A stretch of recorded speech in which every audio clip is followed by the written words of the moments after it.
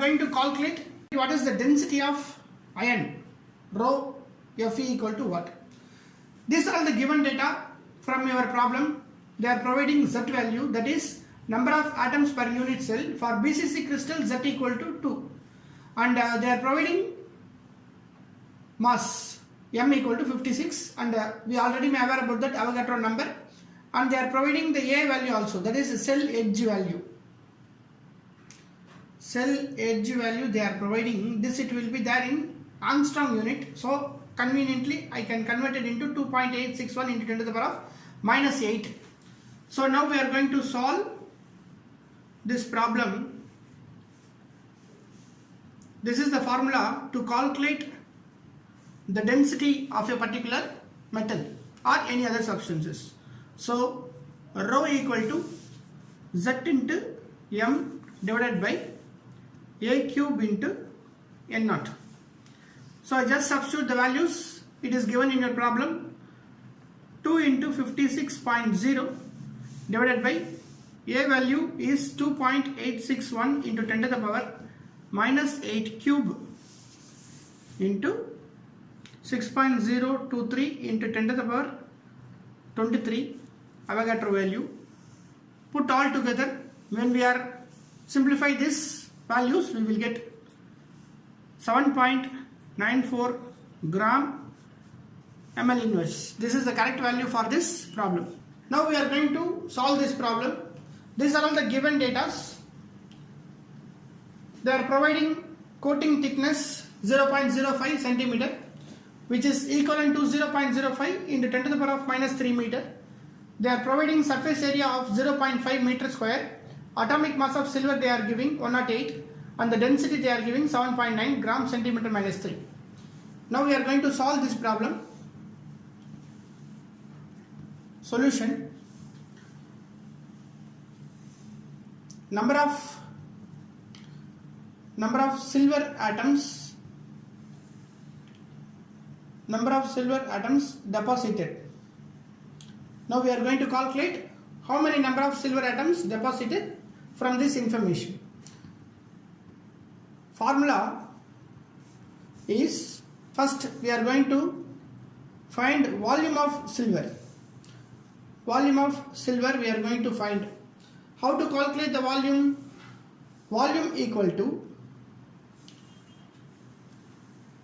thickness 0.005. This it will be multiplied with 0.5. We will get volume. And next we are going to find out from this mass of silver. Next step, mass of silver. Mass of silver equal to volume into density divided by atomic weight of silver into Avogadro number. So third step is number of Ag atoms, silver atoms, number of silver atoms deposited equal to, so I just substitute all the values, 0.5 into 0.05 into 10 to the power -3 into density they are providing 7.9 into 6.02 into 10 to the power 23 divided by atomic weight of silver 108 into 10 to the power -6. So if we substitute all these things, we will get finally 1.1 into 10 to the power 24. So this is the correct answer for this problem. Now we are going to solve this problem. They are giving some given data. They are providing wavelength lambda equal to 0.134 nanometer, and they are providing first order diffraction value n equal to 1, and they are providing sin theta value 0.1822, and now we are going to calculate what is the value of d, that is distance between the planes. The solution for this problem is we are using some formula to calculate the d value. So this is the formula, basic formula, n lambda equal to 2d sin theta. Just I am substituting the values given. 1 into 0.134 equal to 2 into d into sin theta value. This is 0.1822. Therefore, the d equal to 0.368.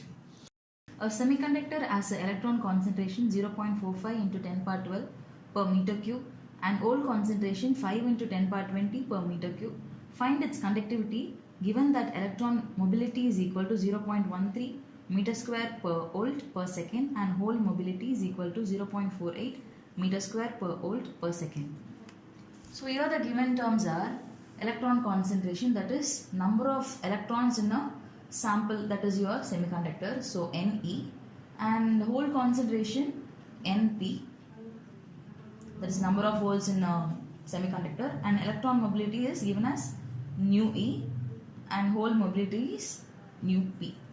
So from the conductivity formula we know that sigma is equal to Ne nu E plus Np nu P into the charge of the electron. So here my Ne is 0.4 into 10 power 12 into nu E is 1.35 plus Np is 5 into 10 power 20 multiplied with nu P 0.48 into charge of an electron is 1.6 into 10 power minus 19. So when you simplify this, you will get 38.4 ohm power minus 1 meter per minus 1. Copper has FCC structure. Its atomic weight is 63.5 and atomic radius is 1.273 angstrom. Then the density is. So you know copper has an atomic weight of 63.5 and radius is 1.273 in an FCC structure. So let us consider a cubic crystal. So we'll be having atoms over here, the corner.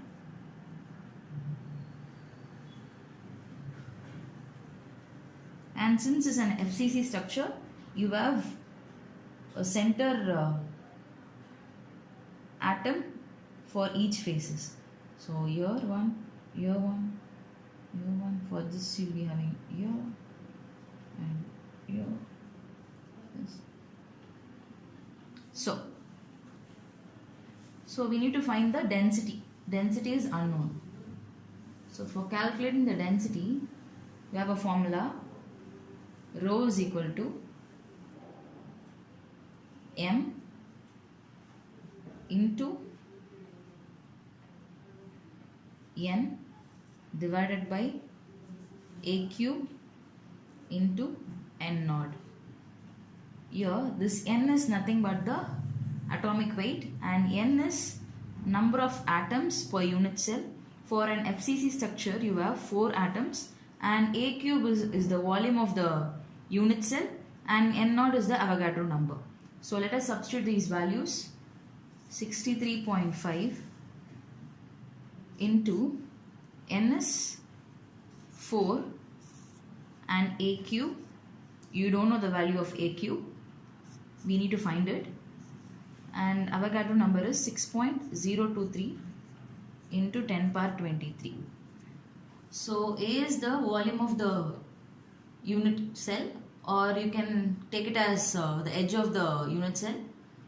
For calculating A, you need to know the value of R. So R is given by A by 2 root 2, and you can find A from this. A is equal to 2 root 2 into R. R is 1.273 angstrom. So when you multiply this, you will get 3.6 angstrom. So now just substitute this in the density formula. So 63.5 into 4 divided by 3.6 into 10 power minus 10, since it's angstrom, power 3 into 6.023 into 10 power 23. So when you simplify this, you will get 8782 kg per meter cube.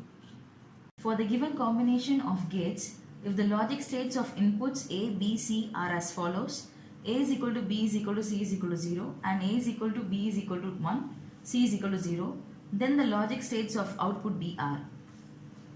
So from this logic gate, you need to find the output D. So you have one OR gate and one, this is NAND gate. So let us try to draw the output. So you have OR gate, so output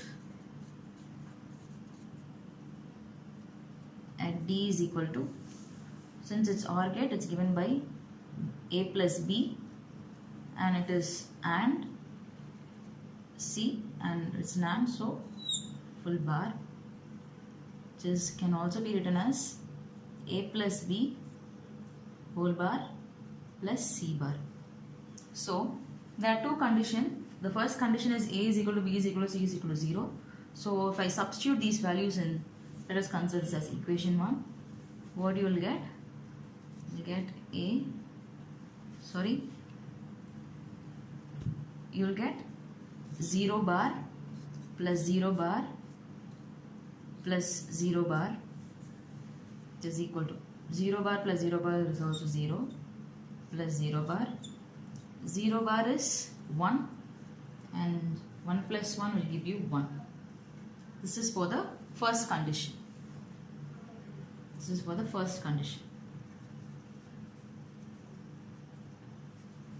And for the second condition, so A is 1 plus 1, the whole bar, plus C is 0, so 0 bar.